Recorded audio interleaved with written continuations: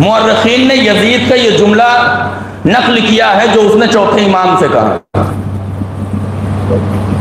लाअनल्लाहु इब्न मरजाना। इब्न मरजाना कौन? वही जिसका दूसरा नाम इब्न ज़ियाद है, जिसका तीसरा नाम उबैदुल्लाह इब्न ज़ियाद है। जैसे इसके नाम अलग अलग है वैसे ही इसके बाप अलग अलग है।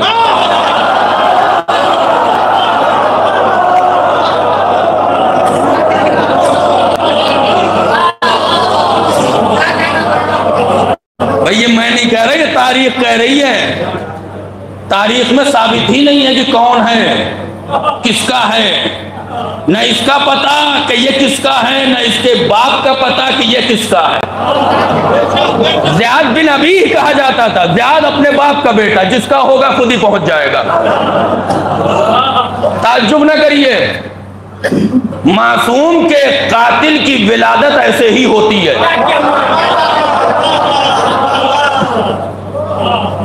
अब किसी अकेले मर्द में इतनी हिम्मत ही नहीं कि वो इतना जरी हो जाए कि मासूम का कत्ल कर दे। कई मिल के बनाते हैं तब कोई बनता है। इससे बड़ा जुमला नहीं पढ़ सकता मैं।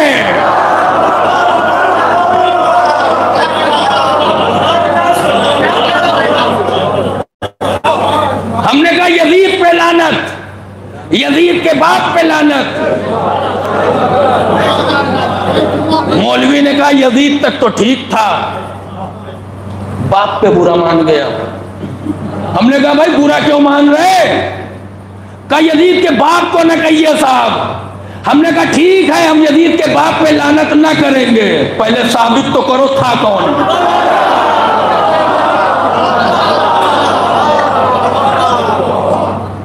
तारीख में एक भूल भुलैया है,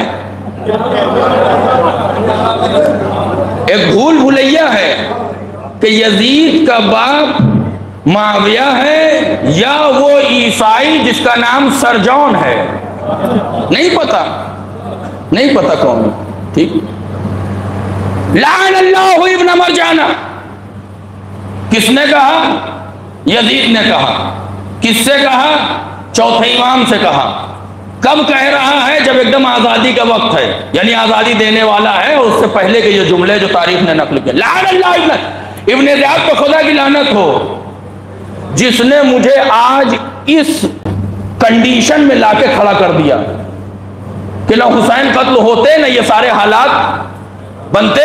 यानी यजीद ये कहना चाह रहा है ये सब कुछ जो है वो क्या है, किसकी गलती है? इब्न ज़ियाद की गलती है, मेरी कोई गलती नहीं है।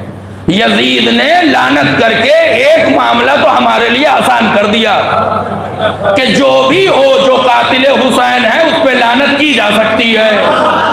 भाई खालुल मोमिनीन का बेटा है, मामूली बात थोड़ी है। नहीं समझे? यजीद के बाप यानी मुआविया इब्न अबी सुफियान की फजीलत में एक लक़ब गढ़ा गया, खालुल मोमिनीन। खालुल मोमिनीन में अरबी में ये लफ्ज है, इसका तर्जमा जब उर्दू में आएगा तो यानी मोमिनीन के मामू, मोमिनीन के मामू। हम पहले ही एक माँ से परेशान थे, एक मामू भी आ गए। खालुल मोमिनीन इस्तेफादा किया है, शोरा की तवज्जो चाहता हूं। क्या लक़ब बनाया गया? खालुल मोमिनीन, लफ्ज से इस्तेफादा किया। बेताब भाई आपसे तवज्जो चाहता हूं। खालुल मोमिनीन तर्जमा इसका मामू होता है, लेकिन मैंने एक इस्तेफादा किया इस लफ्ज से। खालुल मोमिनीन बना लिया, लेकिन तुम्हें पता नहीं है कि अली के मुकाबले में आने के बाद न किसी खालू की कोई अहमियत रहती है, न किसी खाला की कोई अहमियत रहती है।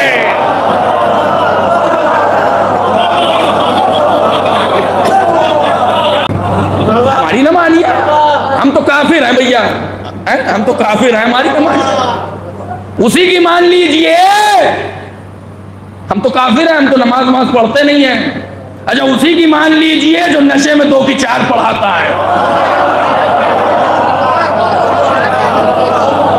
भाई हमारी हमारी न मानिए, हम तो काफिर हैं। उसी मुसलमान की मान लीजिए जो जुमा बुध को पढ़ाता है।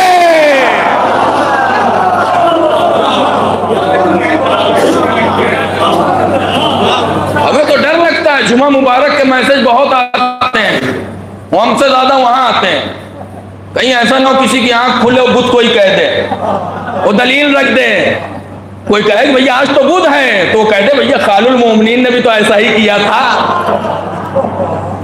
अगर उनसे हो सकती है तो हमसे अगर हो जाए तो कौन सी ताज्जुब की बात है। यजीद ने हमें यह बता दिया कि इमाम हुसैन के कातिलों पर लानत हो सकती है, जायज है, हराम नहीं है, शिर्क नहीं है, बिदअत नहीं है, कुफ्र नहीं है। इस लानत की बुनियाद पर किसी पे कुफ्र का फतवा वो अगर लगाना है तो सबसे पहले, हालांकि मैं ऐसे सारे मुफ्तियों को बता दूं कि यजीद ऐसा काफिर है जो फतवा लगाने के बाद नहीं काफिर बनेगा, पहले ही से है। ठीक, यजीद ने हमें यह बता दिया कि हुसैन के कातिल पे लानत हो सकती है, जायज है। खुद यजीद कह रहा है लानल्लाह इब्न मरजाना। तो आइए दोनों मिलते हैं, बैठते हैं, बात करते हैं, एक जगह रुकते हैं, राय मशवरा करते हैं, बहस मुबाहसा करते हैं। मुनाजरा करने की जरूरत नहीं है। हमको ये बता दिया यजीद ने कि लानत की जा सकती है, तो यजीद की मोहब्बत में आप ये मान लीजिए कि लानत करना सही है।